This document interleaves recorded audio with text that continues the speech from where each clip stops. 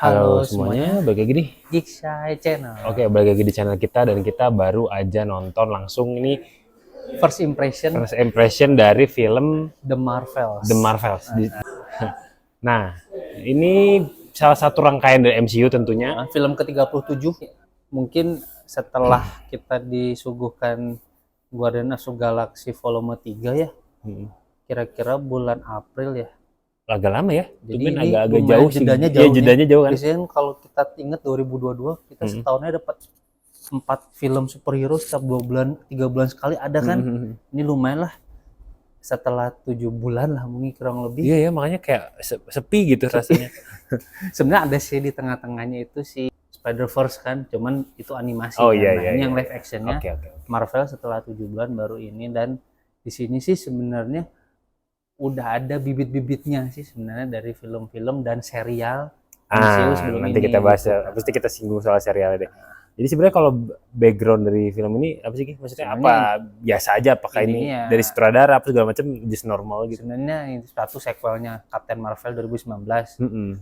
tahun kemudian sekarang kan pasti harus kayak gitu ya. Iya. Film superhero-nya Marvel pasti harus ada kisah kelanjutannya.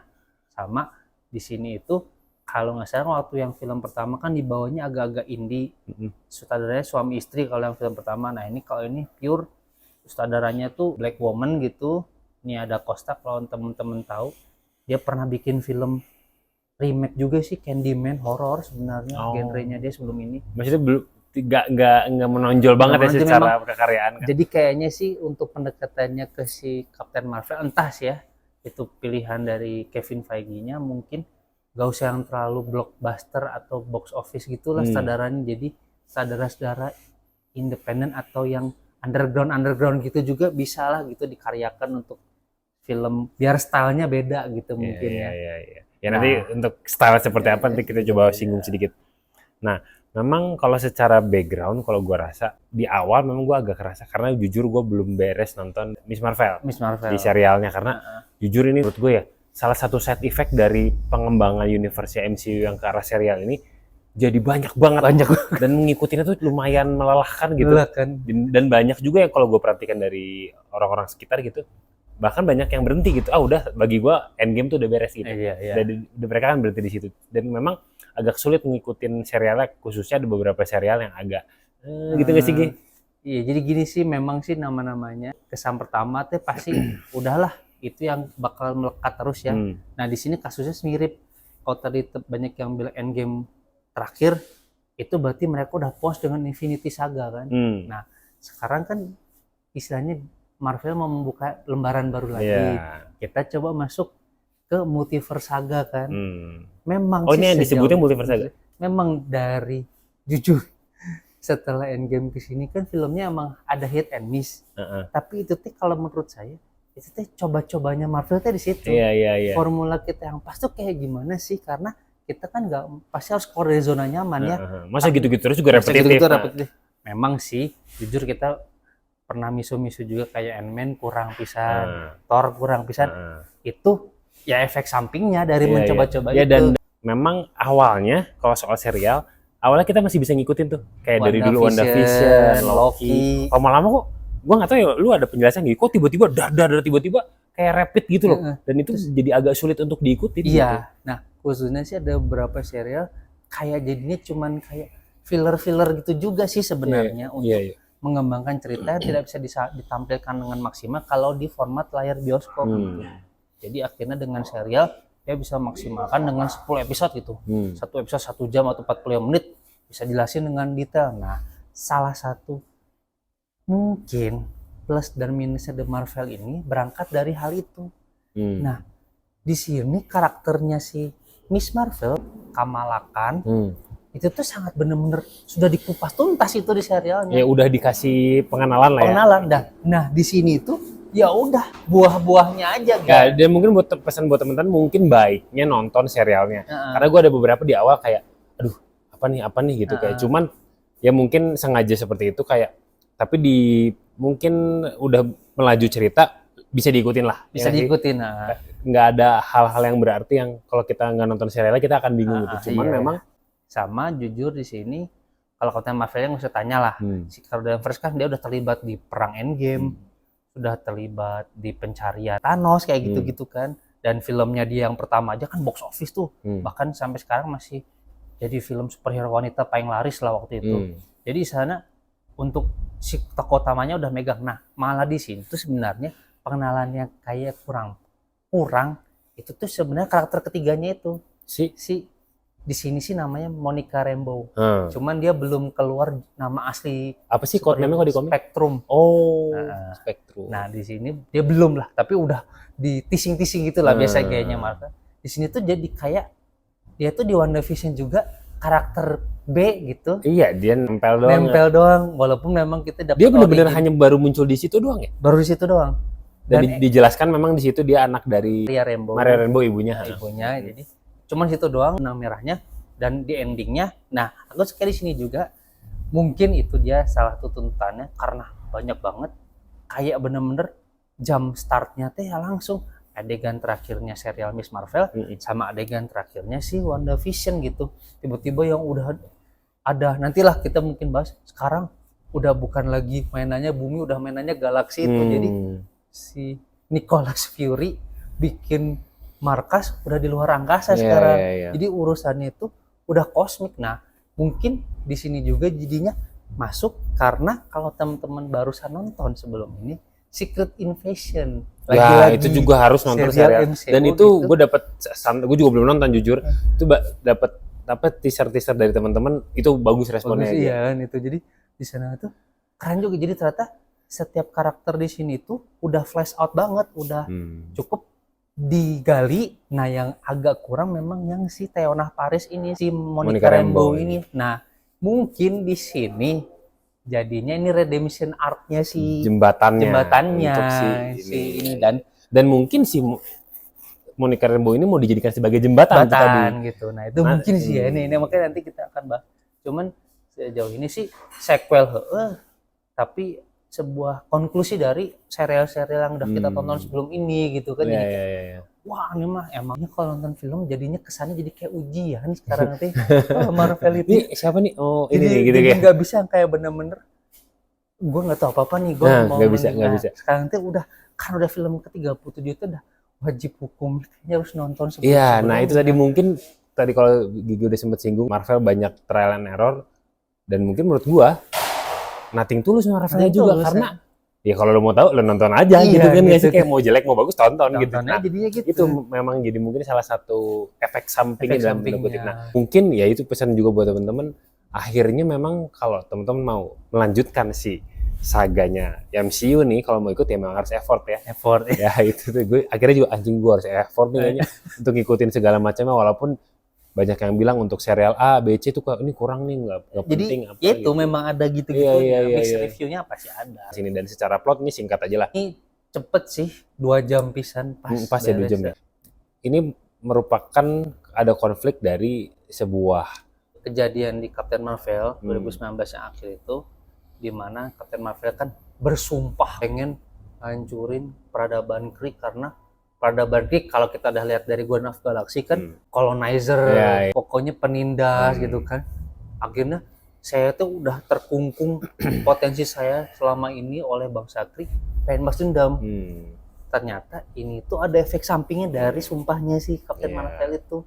Di sini jelasinnya sebenarnya bikin kita agak simpati sih di awal-awal, menunjukkan sisi lainnya bahwa ternyata kadang apa yang dilakukan oleh pahlawan bagi dia merasanya benar, tapi ada efek samping untuk orang yang tidak berkepentingan, orang tidak bersalah lah, akhirnya jadi punya kepahitan sendiri dan menganggap itu teh pembawa kehancuran. Jadi lucu sini tuh mungkin sih ya karena pendekatannya nggak terlalu wah gimana kayak film box office superhero box office sebelum ini, blockbuster lah istilahnya. Jadi bisa juga ya, bener juga ya sebenarnya. Awalnya mah dibikin simpati gitu, akhirnya kita teh mungkin yang tokoh jahatnya ngelakuin itu karena dia juga pernah digituin gitu kan. Nah, oleh tokoh utama kita yaitu yang kita anggap sebagai pahlawan. Lucunya Captain Marvel itu diidolai oleh 2 kompatriotnya itu. Ya jadi kalau diidolai kan sama ponakannya si Monica Rambeau itu memang karena apa teman mamanya misalnya gitu kan, Dan yang dianggap sosok ibu juga ya, kan. kalau Kamala kan emang mengidolakan. Fans gitu kan, kayak kamu ketemu Idola kita kenal gitu kan.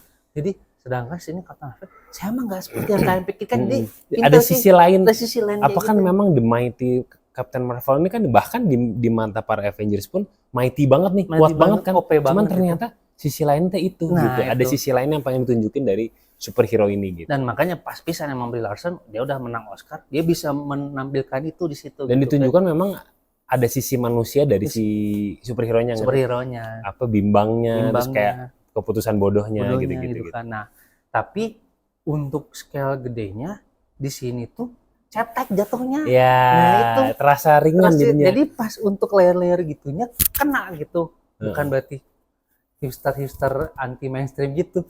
Kita bisa mengetahui pas untuk yang skala kosmiknya kok jadi cetek gitu. Ternyata motivasi si tokoh utama kita namanya juga aneh lagi Darben gitu kan, cuman pengen mengembalikan sumber daya yang hilang di planet dia. Villainnya jadi nggak kuat ya? Jadi nggak kuat. Ditambah nggak tahu case-nya apa? Bukan siapa-siapa nggak sih? Bukan siapa-siapa. Sorry aja nih. Jadi soto hebat gue. Jadi kayak nggak yang bisa head to head banget lah. Iya nggak sih? Iya nggak sih? Itu kayak apa? Aktris biasa aja gitu kan? Aktris biasa aja ya. Dan ya secara ya bisa dibilang main role yang paling kuat di sini cuma Brie Larson doang. Nah itu yang mungkin menyebabkan secara presence karakternya jadi kurang.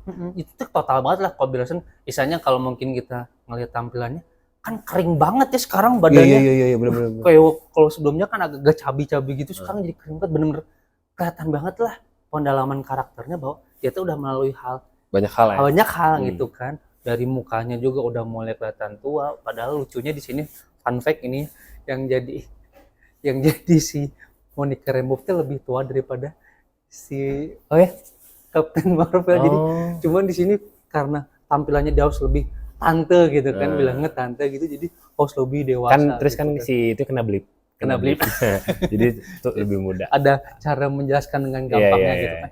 Nah di sini akhirnya lumayan sih Iman Vellani juga keren lah kataku, Pakistan Kanadian bagus dia menampilkannya, keluarganya juga. Kalau udah nonton Miss Marvel, aku suka banget Miss Marvel, jadi bagus kataku. Kayak serial kayak Spider-Man dibikin serial sama di New Jersey. Oh ya, dan satu lagi vibes-nya Miss Marvel memang kan masih bocah. Dan gue melihat banyak kesamaan, ada pattern ya di superhero baik Marvel maupun franchise sebelah. Ada karakter yang di bawah sama patternnya terus itu adalah chaosnya. Riweuh gitu, tau gak sih? Riweuh gitu. Anjing tadi capek nontonnya. Kayak nggak nonton Blue Beetle kan sama adanya, tuh. Stereotip-stereotipnya kan kayak apaan sih gitu, kayak riweuh banget gitu. Rusuh gitu kayak. Jadi kadang lagi capek. Nah itu, dan cetek jadi kayak wah, pada layer bawahnya bagus. Walaupun lumayan sih di seperempat terakhir udah mulai tuh heartstringnya ditarik tuh. Mungkin mainnya Nia Costa di situ dia kurang bagus soal grand scale-nya. Dia mainnya di situnya, jadi lumayan sih nyegak juga sih pas nontonnya. Cuman ya udah 2 jam lewat dengan begitu aja sih menurut saya ini. Dan ya. Jadi karena villainnya cetek banget. Malah lebih berbobot villain yang film sebelumnya menurut saya loh gitu. Padahal itu film origin story, kan harusnya di mana-mana sequel harusnya lebih mantap lah si motivasinya gitu. Dan di sini ini catatan kecil sebelum kita ngomongin ke belakang-belakangnya. Ini bodoh, nanti kayak spoiler aja. Catatan kecil gue agak-agak spoiler. Agak-agak apa ya, kurang bisa mencerna konsepnya si Gusnya ini. Apa sih, agak nggak suka, gue berlebihan gitu, kayak ya oke lah komik, science fiction, cuman enggak, gue tuh rada nggak suka. Ya udahlah, itu mah ini aja sih, apa, keresahan pribadi aja. Sama ini mungkin bagi penggemar K-drama entah hit atau miss ini. Nah, si Park Seo Joon, kehadiran Park Seo Joon. Tapi kata saya itu comic relief banget sih ini. Maksudnya akhirnya Marvel itu ada musikalnya dong. Iya. Itu enggak, kalau saya sih ngasih nilai lebih sih untuk si bagian musikalnya. Nice touch lah ya. Nice touch lah gitu, jadi kayak biasanya kan kalau nonton film Marvel soundtrack ya. Apalagi Guardians of the Galaxy 1, 2, 3 nggak usah ditanyain lah, itu best soundtrack ever. Ini tuh lucunya literally karakter kita tuh nyanyi dan nari gitu, jadi itu lucu pisan. Itu lumayan lah dengan tempo yang mungkin dibilang agak cepat di sini, ada hal yang bikin slow kayak gitu. Lumayan lah, jadi bisa. Cuma iya menurut gue jadi ya mungkin karena tadi basicnya udah bobotnya agak berkurang. Jadi mengurangi wibawa keseluruhannya. Kirain tuh bakal gimana sih Pak Seo-joon gitu, kayak wah dia kayak bakal kaisar apa gitu, kayak India gitu nyanyi-nyanyi anjing. Nah, dan ternyata memang di sini pelan-pelan dibuka untuk itu tadi multiverse saganya ya. Jadi dan walaupun sudah terlihat dari Doctor Strange in the Multiverse of Madness, cuman kalau di situ kan dilihatnya kalau kemungkinan buruknya kan. Nah, ini kalau semua multiverse belum sampai ke tahap yang kayak Loki by the way. Jadi ini minggu ini itu lucunya rilisnya barengan finalenya si Loki season 2 sama si belum nonton juga lagi gue, gila capek banget si The Marvel harus ngejarnya banyak. Nah, jadi ini tuh mungkin buat ngetis-tis itu gitu kan. Kalau di Amerika rilisnya barengan. Jadi harusnya Jumat, cuman karena Indonesia lebih maju 2 hari jadi Rabu. Nah, di sini tuh pinter sih ngetisnya, kita udah dikasih kedua kalinya mungkin ya dimunculin alternate reality. Iya. Satu kredit sebelum kredit malah kan. Ya itu doang gitu, cuma nampilin situ. Oh, ternyata diakui juga gitu kan keberadaannya. Ditambah dengan kan ini per hari ini dan sebelumnya kan kita udah ada teaser untuk keluarnya Wolverine ya. Ya itu kan jelas itu terintegrasi dengan MCU kan. Enggak ding.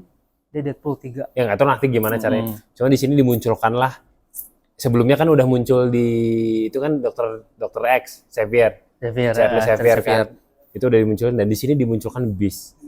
Nah, cukup mengagetkan sih dan ada karakter baru yaitu siapa gua nggak tahu nanti. Itu makanya udah ketahui, belum tahu mungkin saya juga. Pas gua ngedit mungkin gua tahu siapa ini. Ada cari, yang jelas itu bagian dari X-Men lah pasti ya. Pasti bagian dari X-Men. Dan itu mungkin akan berkaitan dengan itu. Ya kan menarik sih, dan per hari ini kan ada berita ini, tau gak sih, Secret Wars ya? Secret Wars. Dikonfirmasi bahwa akan muncul originalnya Avengers, terus sama originalnya X-Men. Iya ya, jadi muncul Spider-Man sama Wolverine muncul gitu, nggak salah apa gitu, gue lupa pokoknya. Itu benar-benar kayak komik banget ini mungkin menurut gue dengan hit and miss-nya ini sedang membangun sesuatu yang akan bombastis di akhirnya gitu ya. Mungkin nanti kita bakal banyak bikin segmen soal pembahasan breakdown teori-teorinya. On a side note juga di sini mereka udah mau bikin bibit-bibit juga kan? Iya. Yang Avengers. Ya, di sini juga jadi di sini tuh sebenarnya terlepas tadi kecetekan musuhnya dan 2 jam lewat begitu saja. Ternyata ada bibit-bibit lagi-lagi itu cara manisnya si Marvel untuk memuaskan fansnya gitu kan. Iya sih. Udah filmnya beres kan. Nih aku kasih tambahannya gitu kan gitu kan. Ya secara bisnis bagus lah. Walaupun sebenarnya kalau yang Avengers aku udah memprediksi bakal lama. Kita udah dari kelihatan lah patternnya dari film-film sebelumnya kayak dimunculin anak-anak bocah gitu kan. Udah tau lah yang Avengers siapa itu ntar. Ya jadi gitu sih paling kalau saya sih menurut saya untuk secara filmnya lebih bagus yang sebelum ini. Iya sih jauh. Kita bandingin 4 tahun yang lalu ya.